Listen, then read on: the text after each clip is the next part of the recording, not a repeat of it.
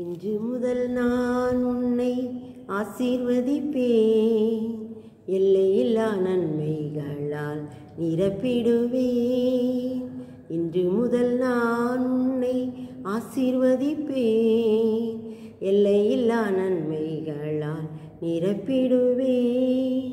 பரவி பாய்கின்ற ஆறுகள் நீதானே, நதியோரம் வளருகின்ற தோட்டமும் நீதானே. பரவி பாய்கின்ற ஆறுகளும் நீதானே, நதியோரம் வளருகின்ற தோட்டமும் நீதானே. வாசனை தருகின்ற சந்தனமும் நீதானே, வாசனை தருகின்ற சந்தனமும் நீதானே, நீதானே. இன்று முதல் நான் உன்னை ஆசீர்வதிப்பேன், எல்லையில்லா நன்மைகளால் நிரப்பிடுவேன். பெரிய இனமாக்கி ஆசீர்வதிப்பேன், உனது பெயரை நான் உயர்த்திடுவேன். பெரிய இனமாக்கி ஆசீர்வதிப்பேன், உனது பெயரை நான் உயர்த்திடுவேன். ஆசீர்வாத வாய்க்காலாய் நீ இருப்பாய், ஆசீர்வாத வாய்க்காலாய் நீ இருப்பாய், நீ இருப்பாய். இன்று முதல் நான் உன்னை ஆசீர்வதிப்பேன், எல்லையில்லா நன்மைகளால் நிரப்பிடுவேன். இன்று முதல் நான் உன்னை ஆசீர்வதிப்பேன், எல்லையில்லா நன்மைகளால் நிரப்பிடுவேன். ஆமென். இந்த பிப்ரவரி மாதத்திலும் கூட 2025 வருடம் பிப்ரவரி மாதத்தில் கூட உங்களை சந்திப்பதில் நான் மிகுந்த மகிழ்ச்சி அடைகிறேன். இந்த வருடத்தின் 2வது மாதத்தை காண கிருபை செய்த கர்த்தருக்கு கொடாகுடி சோஸ்திரங்களை ஏறெடுப்போம். கடந்த மாதத்தில் கூட ஜனவரி மாதத்துலையும் அந்த வருடத்துக்கான வாக்குத்தத்தையும் கொடுத்து யூடியூப்பில் செய்தி கொடுத்துருந்தேன். நீங்கள் எல்லோரும் கேட்டிருப்பீங்க அப்படின்னு நான் விசுவாசிக்கிறேன். இந்த நாளில் கூட இந்த பிப்ரவரி மாதத்துக்கு கர்த்தர் தருகிற வாக்குத்தத்த வசனம் என்ன அப்படின்னா, என்னாகமம் 24ஆம் அதிகாரம் 5 முதல் 8 வசனங்கள். கடந்த நாட்களில் ஆண்டுடைய பாதத்தில் உட்காந்து நான் ஜெபிச்சிட்டு இருந்தேன். ஆண்டவரே, நான் இந்த பிப்ரவரி மாதத்துக்கு செய்தி கொடுக்கணும், என்ன செய்தி கொடுக்கலாம் அப்படின்னு சொல்லிட்டு ஆண்டவர்கிட்ட கேட்கும்போது ஆண்டவர் இந்த வசனத்தை தான் எனக்கு சார் காட்டினார். அப்போ நான் நினச்சேன், கடந்த மாதத்தில் நம்ம உபவாச மீட்டிங்கில் நான் இந்த பாடலை தானே ஆண்டவரே படித்தேன், அதே செய்தியை இப்போ நீங்கள் தந்துட்டுருக்கீங்க, எனக்கு ரொம்ப சந்தோஷம். ஆனாலும் கூட நான் இந்த பாடலையே திரும்பவும் பாடணும் அப்படின்னு சொல்லிட்டு தான் அதுக்கு இந்த செய்திக்கேற்ற பாட்டு அதுதான் அப்படின்னு சொல்லிட்டு தான் திரும்பமாக நான் இந்த பாடலை என்ன செய்தேன், பாடினேன். ஆண்டவர் சொல்கிறார், என்னால் என்னாகும் 24ஆம் அதிகாரம் 1ஆம் வசனத்தை கூட சொல்கிறார், இஸ்ரவேலை ஆசீர்வதிப்பதே கர்த்தருக்கு பிரியம், இஸ்ரவேலை ஆசீர்வதிப்பதே கர்த்தருக்கு பிரியம் அப்படின்னு சொல்லப்படுது.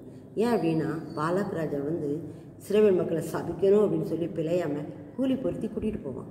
விளையாமும் போயிட்டு எத்தனையோ தடவை முயற்சி பண்ணுறான். ஆனால் அவனால் என்ன செய்ய முடியலை, சவிக்க முடியலை. ஏன்னா இஸ்ரவேல் கர்த்தருடைய ஜனம், அவர் தமக்கு சுதந்திரமாக தெரிந்து கொண்ட ஜனம், அவரை ஜெயமாக கொண்ட ஜனமும் அவர் தமக்கு சுதந்திரமாக தெரிந்து கொண்ட ஜனமும் பாக்கியம் உள்ளது என்று சொல்லி சங்கீதத்தில் நம்ம வாசிக்கிறோம்ல. இப்படிப்பட்ட பாக்கியம் பெற்ற ஜனங்கள் தான் அந்த இஸ்ரவேல் ஜனங்கள். ஆனால் ஆண்டு அவங்களுக்காகத்தான் வந்தார். அவர் சொல்லுவார், நான் எனக்கு சொந்தமானவர்களுக்காக வந்தேன், சொந்தமானதிலே வந்தேன், ஆனால் சொந்தமானவர்கள் என்னை ஏற்றுக்கொள்ளவில்லை அப்படிம்பார்.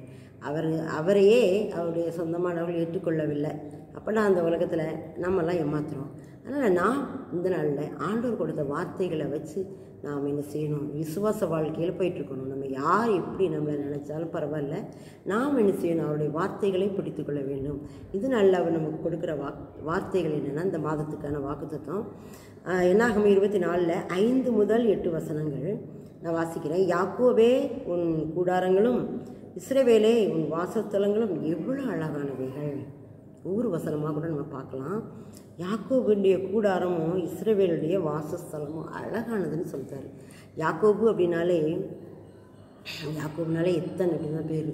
அந்த ஏமாற்றுக்காரனுடைய கூடாரத்தை கூட ஆண்டவர் என்ன சார் அழகானதுன்னு சொல்கிறாரு. இஸ்ரவேல்னா ஆசீர்வதிக்கப்பட்ட தேவ பிரபு. யாக்கோபை இஸ்ரவேலாக மாற்ற ஆண்டவர். இஸ்ரவேலை உன் வாசஸ்தலங்கள், அவர் தங்கியிருக்கிற இடம், இஸ்ரவேல் தங்கியிருக்கிற இடம் ரெண்டுமே அழகானதுன்னு சொல்கிறாரு. இப்போது நம்மெல்லாம் ஒரு காலத்தில் யாக்கோபை போல எத்தனாக இருந்தோம். ஆனால் நம்மையும் ஆவிக்குரிய இஸ்ரவேலாக ஆண்டவர் மாற்றிவிட்டார். ஆனால் ஆண்டவர் சொல்கிறார், உன்னுடைய கூடாரங்களும் உன்னுடைய வாசஸ்தலங்களும் அழகாக இருக்குது அப்படின்னு சொல்கிறார். நாம் நினைக்கிறோம் நம்மெல்லாம் என்ன ஒன்றுக்குமே உதவ மாட்டோம், நம்மெல்லாம் அற்பமானவர்கள் அப்படின்னு நம்மளையே தாழ்த்திக்கிட்டு நம்முடைய வீடு இப்படி இருக்குது அப்படின்னு சொல்லி நம்மையே தாழ்த்தி பேசுகிறோம்ல, நினைக்கிறோம்ல. ஆனால் ஆண்டவர் சொல்கிறார், நீ இருக்கிற கூடாரமும் நீ இருக்கிற வாசஸ்தலமும் அழகானது அப்படின்னு சொல்கிறாரு. அப்படிப்பட்ட தேவன் நம்மை என்ன செய்தார்? அழகுபடுத்தி பார்க்கிறார். நம்ம எவ்வளவு தான் அவரை விட்டு தூரமாக போனவங்கனாலும் சரி, நம்மை மன்னித்து ஏற்றுக்கொண்டு நம்முடைய கூடாரத்தை நம்முடைய வாசஸ்தலத்தை அழகாக மாற்றுகிற தகப்பன் அவர் தான். நாம் அதை நாம் புரிந்து கொண்டிருக்கிறோமா? நாம் சில நேரங்கள் என்ன செய்யணும், அவருடைய அன்பை புரிந்து கொள்ளாமல் தான் இன்னும் இருக்கிறோம். நம்ம என்ன செய்தோம்? அற்பமாக நினைத்து கொண்டு இருக்கிறோம். ஆண்டவர் முதலாவது உன்னையும் மற்றவர்களையும் நேசி அப்படின்னு இருக்கிறாரு. நம்மையும் நாம் நேசிக்கணும், மற்றவர்களையும் நேசிக்கணும். நம்ம ஏன் நேசிக்கணும்? நம்முடைய சரீரம் அவருடைய ஆலயம். இப்போ நாம் நம்மை என்ன செய்யணும்? முதலாவது நேசிக்கணும், மற்றவர்களையும் நேசிக்கணும். நம்மை ஆண்டுடைய பாதத்தில் தாழ்த்தி ஜெபிக்கணும். அதுக்காக நம்ம வெறுக்கக்கூடாது. நான்லாம் ஏன் தான் இந்த உலகத்தில் பிறந்தணும், நான்லாம் ஏன் தான் இப்படி இருக்கிறோன்னு, எனக்கு மட்டும்தான் இப்படி நடக்குது, அந்த மாதிரி வார்த்தைகளை நம்ம என்ன செய்யக்கூடாது, சொல்லக்கூடாது. ஏன்னா ஆண்டு சொல்லிக்கார், நம்ம அழகானவர்களாக வச்சுருக்கிறார். யாருடைய அழகு? அது அவருடைய அழகு. அவர் என்ன பண்ணுதார் அப்படின்னா, அவருடைய சாயலை தான் நம்மளை படைச்சிருக்கிறாரு. அப்போனா நாமெல்லாம் அவருடைய சாயல் படைக்கப்பட்ட நாம் அழகானவர்கள். அவரை போல அழகுள்ளவர்கள் வேறு யாருமே இந்த உலகத்தில் கிடையாது. ஒரு பாடல் கூட, இயேசுவை போல் அழகுள்ளோர் யாரும் உண்டு பூமியில் அப்படின்னு சொல்லி ஒரு பாட்டு பிடிக்கிறோம்ல, அந்த மாதிரி அவர் அழகுள்ள தேவன் தான். ஆனால் அவர் அழகற்றவராய் சிலுவையில் தொங்குறாரு. ஏன் தெரியுமா? நம்முடைய பாவங்கள் அவர் மேலே சுமந்ததுனால அகோரமாக அது மாறிடுச்சு. அவருடைய முகம் அழகற்றதாக மாறிடுச்சு. ஆனால் அவர் சொல்கிறார், என்னுடைய பிள்ளைகள் அழகானவங்க, என்னுடைய வாசஸ்தலங்கள், அவங்களுடைய வாசஸ்தலம் அழகாக இருக்குதுன்னு சொல்லுவாங்க. இப்போ நான் அழகாக இருக்கணும், நம்ம என்ன செய்யணும்னா அழகுபடுத்தணும். அப்போ அழகுபடுத்தினா என்னது? உலக பிரகாரமான அழகு இல்லை, உள்ளத்தின் ஆழத்தில் உள்ள அழகு, ஆவியின் கனிகளை கொண்டு நாம் அழகுபடுத்தணும். அதான் அவர் விரும்புகிறார். நம்மை நாம் ஆண்டவருக்காக குறிக்கப்பட்ட மனவாட்டியைப் போல அழகுபடுத்த வேண்டும். அவருடைய அழகு வாசனை பொருட்களால் நம்மை அழகுபடுத்த வேண்டும். அதான் உண்மையான அழகு. அந்த அழகைத்தான் அவர் விரும்புகிறாரு. அதான் இஸ்ரவேலே, யாக்கோபே உன் கூடாரங்களும், இஸ்ரவேலே உன் வாசஸ்தலங்களும் எவ்வளவு அழகானவைகள். நம்மை அழகுபடுத்தி பார்க்க விரும்புகிற தேவன் அவர். நம்மை அழகாக ஆக்குகிறதுக்காக தான் அவர் அலங்கோலமாக என்ன மாறினார்னு பார்க்குறோம். அப்புறம் பார்த்திங்கன்னா, அவைகள் பரவி போகிற ஆறுகள் போலவும், நதியோரத்தில் உள்ள தோட்டங்கள் போலவும், கர்த்தர் நாட்டின சந்தன மரங்களைப் போலவும், தண்ணீர் அருகே உள்ள கேது விருட்சங்களைப் போலவும் இருக்கிறது. அந்த கூடாரங்கள் எப்படி இருக்கான்? அந்த கூடாரம்னா நம்ம தான், கூடாரத்தில் வாசம் செய்கிற நம்ம தான். பரவி போகிற ஆறுகளை போல இருக்காங்க. ஆறுகள் என்ன செய்யும்? அப்படி ஒரு இடத்துல தோன்றி உற்பத்தியாகி அப்படி எல்லா இடத்துக்கும் பரவி போகும்லாம்.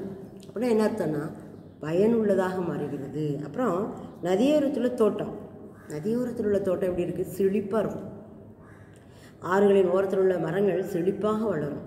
அதனால் நம்மெல்லாம் ஆறாகிய ஜீவ தண்ணீராகிய வேத வசனத்தின் அடிவாரத்தில் நம்ம வாழும்போது நம்ம செழிப்பானவர்களாக மாற்றப்படுவோம். சங்கீதம் 1 கூட இருக்குது, இரவும் பகலும் அவருடைய வேதத்தில் தியானமாக இருக்கிற மனுஷன் பாக்கியவான், அவன் நீர்க்கால்களின் மரமாய் நடப்பட்டு தன் காலத்தில் தன் கனியை தந்து இலையுதிராதிருக்கிற மரத்தை போல் இருப்பான், அவன் செய்வதெல்லாம் வாய்க்கும் அப்படின்னு இருக்கலாம். அப்போ நம்ம செய்வதெல்லாம் வாய்க்கணும்னா நாம் நதியோரத்தில் தோட்டத்தை போல இருக்கணும், மற்றவர்களுக்கு பிரயோஜனமாக இருக்கணும். அப்படின்னா நம்ம என்ன செய்யணும் அப்படின்னா, அவருடைய வேத வசனத்தை இரவு பகலும் வாசித்து தியானிக்கணும். வாசித்துட்டு கடமைக்காக வாசிட்டு போகிறதில்ல, அவசரமாக வெளியில் போகிறோம், வேலைக்கு போகிறோம், உடனே ஒரு வசனத்தை வாசிட்டு ஒரு பைபிளை வாசிட்டு ஓடுறதில்லை. அதில் தியானிக்கணும், உட்காந்து வாசித்து அதில் என்ன சொல்லப்பட்டிருக்கு அப்படின்னு நம்ம தியானிக்கணும். நம்முடைய இருதயத்துக்கும் மூளைக்கும் வேலை கொடுத்து அவரை நம்ம என்ன செய்யணும்? புரிந்து கொள்ளணும். இப்போ நம்ம பிள்ளைங்களோட உட்காந்து கொஞ்சம் நேரமாவது நேரம் செலவழித்து பேசினா தான் அவங்களுக்கும் நமக்கும் இடையில இருக்கிற அந்த உறவு நல்லா இருக்குது அப்படின்னு அர்த்தம், பலமாக இருக்குது, ஸ்ட்ராங்காக இருக்குது அப்படின்னு அர்த்தம். ஒன்றுமே பேசலாம் எப்படி அந்த உறவை வளர்த்துக்கொள்ள முடியும்? அதே போல் ஆண்டவரோடு பேசுவதுனா நாம் வேதத்தை வாசிப்பது, அவர் நம்மோடு பேசுவது, ஆண்டவரோடு நாம் பேசுவதுனா ஜெபிக்கிறது, அவர் நம்மோடு பேசுறதுனா வேதத்தை வாசிப்பது.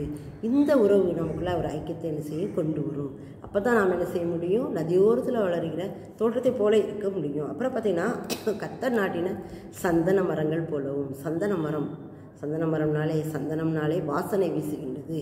அப்போ நம்ம மூலமாக மற்றவங்களுக்கு ஆசீர்வாதம், நம்ம வீட்டுக்கு வருகிறவங்களுக்கு ஆசீர்வாதம். இவங்கள்ட்ட போனால் நமக்கு நன்மை நடக்கும், இவங்கள்ட்ட போனால் நமக்கு உதவி செய்வாங்க, இவங்கள்ட்ட போனால் நமக்கு காரியங்கள் நடக்கும், இவங்கள்ட்ட போனால் நமக்கு ஆசீர்வாதமாக இருக்கும் அப்படின்னு சொல்லி வர்றவங்க தான். அதுக்கு தான் நம்மளை சந்தன மரமாக மாற்றேன்ருக்கிறாரு. ஒரு சந்தனம் எப்படி வாசனை வீசுமோ அது போல் நம்முடைய வாழ்க்கை மற்றவர்களுக்கு ஆசீர்வாதம் உள்ளதாக இருக்கணும். அதுதான் கர்த்தர் நாட்டின சந்தன மரங்கள் போலவும் தண்ணீர் அருகே உள்ள கேதுரு விருட்சங்களை போல இருக்கிறது. கேதுரு மரம் ஒரு ஆசீர்வதிக்கப்பட்ட மரம், ஒரு ஸ்ட்ராங்கான மரம். தண்ணீர் அருகே உள்ள அந்த கேதுரு விருட்சத்தை போல கர்த்தர் நம்ம என்ன செய்கிறாராம்? மாற்றுகிறாராம். நாம் அப்படிப்பட்டவர்களாக இருக்கணும் அப்படின்னு சொல்லி தான் ஆண்டவர் இந்த நாளில் இந்த வசனத்தின் மூலமாக நம்மோடு பேசிக்கிட்டு இருக்கிறார். இந்த மாதத்தில் கூட கர்த்தர் நம்மை அப்படியாக வைக்கப் போகிறார். மற்றவர்களுக்கு ஆசீர்வாதமாக, வாசனை வீசுகின்றவர்களாக, பிரயோஜனம் உள்ளவர்களாக, செழிப்புள்ளவர்களாக நம்மை மாற்றுவேன் சொல்லியிருக்கிறாரு. அப்புறம் பார்த்திங்கன்னா 7ஆம் வசனத்தில் அவர்களுடைய நீர்ச்சால்களிலிருந்து தண்ணீர் பாயும், அவர்கள் வித்து திரளான தண்ணீர்களிலே பரவும், அவர்கள் ராஜ்யம் மேன்மையடையும். அவர்களுடைய ராஜ்யம் மேன்மையடையும். ராஜ்யம்னு என்னது? நம்ம என்ன ஒரு நாட்டை ஆண்டிகிட்டு இருக்கோம்? இல்லை, ராஜ்யம்னா நம்முடைய வீடு தான். நம்ம வீட்டுக்கு நம்ம தான் ராஜா. அப்போ நம்முடைய வீட்டை மேன்மையடையும்படியாக வைப்பார். இல்லை, நம்முடைய சபை நம்மை மேன்மையடையும்படியாக என்ன வைப்பார்? கர்த்தர் உன்னை மேன்மையாக வைப்பார், நீ கலங்காதே மனமே என்ன இருக்கலாம் இந்த பாடல் பாடுறோம்ல. நம்மை மேன்மையாக வைப்பார் மற்றவர்கள் முன்பாக. நம்ம கடந்த மாதத்தில் கூட அதுதான் பார்த்தோம். அவர் உன்னை சகல ஜனங்களுக்குள்ளும் புகழ்ச்சியும் கீர்த்தியமாக வைப்பார். இந்த மாதம் முழுவதும் அதை குறித்து நான் பேசினேன். கடந்த மாதம் முழுவதும் யாரெல்லாம் கேட்டிங்களோ தெரியாது. அது இல்லைன்னா நீங்கள் கூட போய் யூடியூப்லேயே பார்க்கலாம், அந்த வசனங்கள் வரும். 1 மினிட் செய்தி, ஒரு நிமிஷத்துக்கு, ஒரு 2 நிமிஷத்துக்குள்ளே ஒரு செய்தி கொடுப்பேன். ஏன்னா ரொம்ப நேரம் செய்தி கொடுத்தா மக்கள் உட்காந்து கேட்குறதுக்கு கஷ்டப்படுறாங்க. அதனால் ஒரு வார்த்தையை, ஆண்டவர் வார்த்தையை போட்டு வைக்கலாம் அப்படின்னு சொல்லிட்டு தான் இந்த மாதம் முழுவதும் தினமும் கேட்கக்கூடிய அளவில் ஒவ்வொரு நிமிஷம் தான் அந்த செய்தி கொடுக்குறேன். ஆண்டவர் அதை ஆசீர்வதிக்கிறார். நிறைய பேர் பார்க்குறாங்க. இன்னும் பார்க்காதவங்க பாருங்கள், யூடியூப்பில் போய் ஓப்பன் பண்ணி பாருங்கள். ஃபேஸ்புக்லேயும் போடுறேன், இன்ஸ்டாகிராம்லேயும் போடுறேன். 1 மினிட் செய்தி, இந்த தலைப்பிலேயே ஒரு நிமிஷம் செய்தி ஒரு மாதம் முழுசு பேசுவேன். அந்த மாதிரி கடந்த மாதத்தில் கூட ஆண்டவர் நிறைய காரியங்களை பேசினார். கீர்த்தி புகழ்ச்சியமாக வைப்பேன் அப்படின்னார்ல, அதே தான் இந்த வசனத்தில் சொல்லப்படுது. அவங்களுடைய நீர்ச்சால்களிலிருந்து தண்ணீர் பாயும். தண்ணீர் பாயும்னு என்னது? ஆசீர்வாதம் தான். நம்மோடு இருக்கிறவங்களுக்கும் ஆசீர்வாதம், நம்மளிடத்துலேருந்து ஆசீர்வாதம் புறப்பட்டு சென்று மற்றவங்களையும் ஆசீர்வதிக்கிறோம். ஆபிரகாமின் ஆசீர்வாதம் தானே, நீ ஆசீர்வாதமாக இருப்பாய், நீயும் ஆசீர்வதிக்கப்படுவ, நீ ஆசீர்வாதமாயும் இருப்பாய். ஆசீர்வாதமாயினா மற்றவங்களுக்கு, நீ ஆசீர்வதிக்கப்படுவ நமக்கு. இப்போ 2 காரியங்களையும் ஆண்டவர் செய்கிறார் தான். அவர்களுடைய நீர்ச்சால்களிலிருந்து தண்ணீர் பாயும், அவர்கள் வித்து திரளான தண்ணீர்களில் பாயும். வித்துனானது விதை. தண்ணீர் வழியாக பாருங்கள், நிறைய இடத்துக்கு அந்த விதைகள் போய் அங்கே முளைக்கும். தண்ணீர் எங்கெல்லாம் போய் ஒதுங்குதோ அந்த விதை அங்கெல்லாம் முளைக்கும். அதான் தண்ணீரில் பாயும் வித்து போல் உன்னுடைய வித்து பரவும், உன்னுடைய வித்து பரவும். உன்னுடைய வித்துனா நம்முடைய சந்ததிகள் தான். ஆண்டவர் நம்மையும் ஆசீர்வதிக்கிறார், நம்முடைய சந்ததிகளையும் ஆசீர்வதிக்கிறார். நம்முடைய சந்ததிகளையும் போகிற இடங்கள்லாம் ஆசீர்வாதத்துக்குள்ளாக நடத்துகிறார். மற்றவர்கள் இவர்கள் கர்த்தரால் ஆசீர்வதிக்கப்பட்டவர்கள் அப்படின்னு சொல்லக்கூடிய அளவில் எஸ்ஐ 61 இருக்கு பாருங்கள். இவர்கள் கர்த்தரால் ஆசீர்வதிக்கப்பட்ட ஜனம் என்று சொல்லி அவங்க பேசிக்கிடுவாங்க. அந்த அளவுக்கு ஆண்டவர் நம்முடைய பிள்ளைகளையும் சாட்சியாக ஆசீர்வாதமாக வைப்பார். அதான் அவர்கள் வித்து திரளான தண்ணீர்களில் பாயும். இந்த ஒலி இருக்குது பார்த்தீங்களா, ஒலி தண்ணீரில் தான் நல்லா கேட்கும்.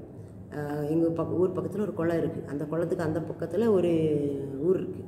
அந்த ஊர்லேருந்து ஒரு ரேடியோ போட்டாங்கன்னா, இல்லை சர்ச்சில் வசனம் சொன்னால் அந்த மாதிரி இருந்துன்னு வச்சுக்கோங்களேன், அது எப்போ நல்லா கேட்கணுமா, தண்ணீர் கிடக்கிற நேரம், குளத்தில் தண்ணீர் கிடக்கிற நேரம் நல்லா அந்த சவுண்டு கேட்கும். மற்ற நேரங்களில் கேட்காது. தண்ணி இல்லைன்னா என்ன செய்யாது, கேட்காது. அப்போ தண்ணீர்களில் ஒலி நல்லா பரவும். மழை நேரங்களில் பாருங்கள், சவுண்டு எங்கேயோ உள்ள சவுண்டெல்லாம் நமக்கு கேட்கும். அதே மாதிரி அவர்கள் வித்து தண்ணீர்களில் பரவும், தண்ணீர்களில் பரவும். இப்போ நம்ம ஆண்டவர் நம்முடைய சந்ததிகளை ஆசீர்வதிப்பேன், எல்லா இடத்துலையும் பரவலாக ஆசீர்வதிப்பேன் அப்படின்னு சொல்கிறார். அப்புறம் 8ஆம் வசனம் பார்த்திங்கன்னா, தேவன் அவர்களை எகிப்திலிருந்து புறப்பட பண்ணினார், காண்டாமிருகத்துக்கு ஒத்த பலன் அவர்களுக்கு உண்டு. சரிங்களா? காண்டாமிருகத்துக்கு ஒத்த பலன் அவர்களுக்கு உண்டு. அவர்கள் தங்கள் அம்புகளாலே சத்துருக்களை எய்வார்கள். காண்டாமிருகத்துக்கு ஒத்த பலனை கொடுப்பாராம். நம்மளால் சோர்ந்து போகிறோம், நிறைய நேரங்களில் பலவீனமாக இருக்கும், நம்மளால் என்ன செய்ய முடியும் அப்படின்னு யோசிக்கிறோம்ல. ஆண்டவர் சொல்கிறாரு, உன்னை நான் ஆசீர்வதிச்சு உன்னை காண்டாமிருகத்துக்கு ஒத்த பலனை உனக்கு கொடுப்பேன். அது எப்போ கொடுப்பாராம்? எகிப்திலிருந்து புறப்பட பண்ண பிறகு தான். எகிப்திலிருந்து வெளியில் வந்தால் தான் அந்த பலன் நமக்கு கிடைக்கும். எகிப்துனா என்னது? பாவம், கோபம், சாபம், விக்கிரகாராதனை, வேசித்தனம், அருவருப்பு, இதெல்லாம் எகிப்து. எகிப்து எனும் இருப்பு காலவாய் சொல்லப்பட்டிருக்கும். அந்த எகிப்திலிருந்து வெளியில் வந்துட்டோன்னா நம்மை பலப்படுத்துவார். அப்போ நமக்கு நிறைய நேரங்களில் பலன் இல்லை, சோர்வாக இருக்கும் அப்படின்னு நம்ம கேட்கணும். இல்லவரே, இன்னும் எனக்குள்ளே என்ன எகிப்து இருக்குது, நான் இன்னும் எதுக்கு அடிமையாக இருக்கிறேன்? அடிமைத்தனம். எகிப்துன்னா ஒரு அடிமைத்தனம். நான் இன்னும் எதில் விடுபடாமல் இருக்கேன்? நான் இன்னும் என்ன பாவத்தில் இருக்கேன், என்ன நிர்விசாரத்தில் இருக்கேன்? ஆண்டவரை தேடாமல் இருக்கிறது ஒரு பாவம் தான். பாவம்னோடனே பாவம் செய்கிறது மட்டும் பாவம் இல்லை, இதெல்லாம் பாவம் தான். ஆண்டவரை தேடாமல் இருக்கிறது பாவம், அவருக்கு முதலிடம் கொடுக்காமல் இருக்கிறது பாவம், அவருக்கு கணம் கொடுக்காமல் இருக்கிறது பாவம், நம்முடைய வாழ்க்கையில் அவரை சாட்சியாக நிறுத்தாது பாவம், அவருக்கு முதலிடம் கொடுக்காது பாவம். இதெல்லாம் பாவம் தான். பாவம் செய்வது மட்டும் பாவம் இல்லை, நான் தான் பாவமே செய்யலையே அப்படின்னு நம்ம நினைக்கக்கூடாது. கர்த்தரை நீ எந்த இடத்துல வச்சுருக்கிற, அவருக்கு நீ முதலிடம் கொடுக்குறியா, அவருடைய வார்த்தைக்கு முதலிடம் கொடுக்கியா, அவருடைய வேதத்துக்கு முதலிடம் கொடுக்கிறியா? அதுதான் ஆண்டவர் கேட்குறாரு. இது ஒரு எகிப்து. எகிப்துனா என்னது? எகிப்தில் ஆண்டவருக்கு இடமே இல்லை. அங்கே விக்கிரக ஆராதனை தான், உலகம்தான், மாம்சம்தான், சாப்பாடு தான். எனக்கு என்ன வெள்ளைக்காய் வேணும், வெள்ளரிக்காய் வேணும், வெள்ளைப்பூடு வேணும் அப்படிம்பாங்க. இதெல்லாம் இறைச்சி வேணும், இச்சைகள், பெருந்தீனி, இது எல்லாம் என்னதை அதை சாப்பிடணும், இதை சாப்பிடணும், இதெல்லாம் எகிப்து. இந்த எகிப்திலேருந்து வெளியில் வந்தால் தான் காண்டாமிருகத்துக்கு ஒத்த பலனை அவர் நமக்கு என்ன செய்வாராம், தருவாராம். இந்த மாதத்தில் கூட எத்தனை ஆசீர்வாதங்கள் ஆண்டவர் வச்சுருக்கிறார் பார்த்தீங்களா? ஏன் அப்படின்னா, நாம் அவருடைய ஜனங்கள், நாம் இஸ்ரவேல் ஜனங்கள், ஆவிக்குரிய இஸ்ரவேலர்கள். நாம் நம்மை இஸ்ரவேலாக மாற்றிக்கொள்ளணும். நம்ம இஸ்ரவேலாக யாக்கோவாக இருக்கிறோம். நம்ம நிறைய காரியங்களில் நம்ம இஸ்ரவேலாக ஆண்டவர் நம்மை மாற்றி இத்தனை ஆசீர்வாதங்களையும் தருவேன் அப்படின்றாரு. இஸ்ரவேலை ஆசீர்வதிப்பதே எனக்கு பிரியம் அப்படின்னு சொன்னார்ல. அந்த மாதிரி இஸ்ரவேலே, உன் வாசஸ்தலங்களும் உன் கூடாரங்களும் எவ்வளோ அழகாக இருக்குது. நம்மை பார்த்து அவர் சந்தோஷப்படுகிறார். நம்முடைய அழகை பார்த்து, உள்ளான அழகை பார்த்து சந்தோஷப்படுகிறார். நம்ம அதற்கு நம்மை அர்ப்பணிப்போம். நம்மை பரவி போகிற ஆறுகள் போல வைக்கிறாரு, நதியோரத்தில் தோட்டத்தை போல மாற்றுகிறாரு. அவர் சந்தன மரத்தை போல், அவர் நாட்டின சந்தன மரத்தை போல நம்ம ஆசீர்வதிக்கிறாரு. தண்ணீர் அருகே உள்ள கேது விருட்சங்களைப் போல நம்மை மாற்றுகிறாரு. நம்முடைய நீர்ச்சால்களிலிருந்து தண்ணீர் ஆசீர்வாதம் பாய செய்கிறார் நம்ம இடத்துலேருந்து. அப்புறம் நம்முடைய வித்து தண்ணீர்கள் மேல் நம்முடைய சந்ததிகள் ஆசீர்வதிக்கப்பட்ட சந்ததிகளாக மாறும் அப்படின்னு சொன்ன வார்த்தையை நிறைவேற்றுறாரு. அப்புறம் நம்ம எகிப்திலிருந்து வெளியில் கொண்டு எகிப்தின் காரியங்களை விட்ட உடனே நமக்கு ஒரு புது பலனை தருகிறார். காண்டாமிருகத்துக்கு ஒத்த பலனை தருவார். அதை வச்சு நம்ம சத்துருக்களெல்லாம் அம்புகளால் எய்ய முடியும். நாம் சரியாக இருந்தால்தான் நம்முடைய ஊழியங்கள், நம்முடைய பிள்ளைகள், நம்முடைய குடும்பம் எல்லாம் சரியாக இருக்கும். நாம் ஆண்டவருக்கு முதலிடம் கொடுக்குறோமா? நாம் ஆண்டவரை தேடினா தான் நம்ம பிள்ளைங்க ஆண்டவரை தேடுவாங்க. நாம் அவருக்கு முதலிடம் கொடுத்தா தான் நம்முடைய பிள்ளைங்க ஆண்டவருக்கு முதலிடம் கொடுப்பாங்க. நாம் எதுக்கு முதல்ல இடம் கொடுக்குறோம்? நம்முடைய வாழ்க்கையில் முதலாவது தேவனுடைய ராஜ்யத்தையும் அவருடைய நீதியையும் தேடுங்கள், அப்பொழுது இவைகளெல்லாம் உங்களுக்கு கூட கொடுக்கப்படும் சொல்லியிருக்கிறார்களா? அந்த வார்த்தையை நம்ம விசுவாசித்து பெற்றுக்கொண்டு ஆசீர்வதிக்கப்பட ஆயத்தமாகுவோமா? நம்ம இஸ்ரவேலாக மாற்றிக்கொள்வோமா? இஸ்ரவேலை ஆசீர்வதிப்பதே கர்த்தருக்கு பிரியம். என்னை இஸ்ரவேலாக மாற்றுங்கப்பா, நான் யாக்கோவா இருக்கிறேன் அப்படின்னு சொல்லி நம்ம ஜெபிப்போமா? ஜெபிப்போம். அப்பா, அவருக்கு நன்றி செலுத்துகிறேன். இந்த நேரத்தில் ஆண்டவரே, என்னாகமோ 24 அதிகாரம் 5 முதல் 8 வசனங்கள் வரையில் உள்ள ஆசீர்வாதங்களெல்லாம் எங்களுக்கு தருவேன் இருக்கீங்க. ஆனால் எப்போ தருவேன் அப்படின்னு சொல்கிறீங்கன்னா, நாங்கள் இஸ்ரவேலாக மாறணும். நாங்கள் இன்னும் ஆண்டவரே யாக்கோபாக, ஏமாத்துக்காரங்களாக, எத்தனாக ஆண்டவரே எங்கள் இஷ்டப்படி வாழ்ந்துக்கிட்டு இருக்கவங்களாக இருக்கிறோம்ப்பா. அந்த யாக்கோபாகி எங்களை இஸ்ரவேலாக மாற்றி உங்களுடைய சொந்த ஜனமாக மாற்றி நீர் கொடுக்கிற இத்தனை ஆசீர்வாதங்களை பெற்றுக்கொள்வதற்கு எங்களை தகுதிப்படுத்துங்க, எங்களை பரிசுத்தப்படுத்துங்க. மற்றவர்களுக்கு ஆசீர்வாதமாக நாங்கள் இருக்க எங்களை ஆண்டவரை ஒப்பு கொடுக்கிறோம். யாக்கோபின் ஆசீர்வாதம், ஆபிரகாமின் ஆசீர்வாதம், ஈசாக்கின் ஆசீர்வாதம் எங்களை ஆண்டவரை சூழ்ந்து கொள்ள முடியாது எங்களை அர்ப்பணிக்கிறோம், ஒப்பு கொடுக்கிறோம். இந்த மாதம் முழுவதும் இந்த வசனத்தின் ஆசீர்வாதம் எங்கள் மேலே தங்கி இருக்கட்டும் ஆண்டவரை. நாங்கள் போகிற இடங்கள்லாம் வாசனை கொடுக்கிறவர்களாக இருக்கணும். தண்ணீர் அருகே உள்ள கேதுரு மரத்தை போல இருக்கணும், சந்தன மரத்தை போல இருக்கணும். நீர் ஆண்டவரே தோட்டத்தில் செழிப்பான தோட்டத்தை போல நாங்கள் இருக்கணும். அப்படிப்பட்ட கிருபையை தாங்க ஆண்டவரே. எங்களுடைய சந்ததிகளும் அப்படிப்பட்ட ஆசீர்வாதத்தை சுதந்திரித்து கொள்ள வேண்டும் என்று சொல்லி நாங்கள் விரும்புகிறோம்ப்பா. அப்படியானால் நாங்கள் எகிப்திலிருந்து வெளியில் வந்து அந்த காண்டாமிருகத்துக்கு ஒத்த பலனை பெற்றுக்கொண்டு ஆசீர்வாதமாக இருக்க எங்களை பயன்படுத்துங்க, பக்குவப்படுத்துங்க, அர்ப்பணிக்கிறோம், ஒப்பு கொடுக்கிறோம். இதை கேட்குற யாவரையும் அப்படியே ஆசீர்வதிக்கிறோம். பொறுப்படுத்திக் கொள்ளுங்க. நம்முடைய கிருபை எங்களை சூழ்ந்து கொள்ளட்டும், இந்த மாதம் முழுவதும் சூழ்ந்து கொள்ளட்டும். இயேசுவின் மூலம் ஜெபிக்கிறோம் தகப்பனே. ஆமென், ஆமென், ஆமென். நன்றி. இந்த நாளில் கூட கர்த்தர் நம்மோடு பேசினார். இந்த மாதம் முழுவதும் இந்த வசனத்தை வச்சே நம்ம தியானிப்போம், அதன்படியே நம்ம நடத்துவார். கர்த்தர் ஒரு வார்த்தை தந்தார்னா மாறவே மாட்டார், அதன்படியே நம்ம நடத்துவார். அதை நாம் பொறுத்திருந்து பார்க்கலாம்.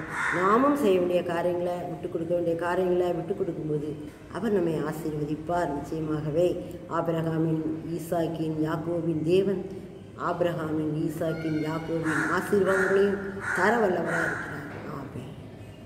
இந்த பகுதியை நாங்கள் யூடியூப்பில், ஃபேஸ்புக்கில், இன்ஸ்டாகிராமில் போடுவேன், நீங்கள் பாருங்கள். ஆண்டவர் ஆசீர்வதிப்பார். பார்த்து உங்களுடைய கருத்துக்களை எங்களுக்கு சொல்லுங்கள். நாங்கள் திருத்திக் கொள்ள வேண்டிய காரியங்கள் இருந்தால் திருத்திக் கொள்கிறோம். கர்த்தருக்கு முன்பாக அவருடைய நாமத்தை மகிமைப்படுத்தி நீங்களும் இந்த செய்தியை கேட்டு ஆசீர்வாதத்தை பெற்றுக்கொள்ளுங்கள். ஆமென்.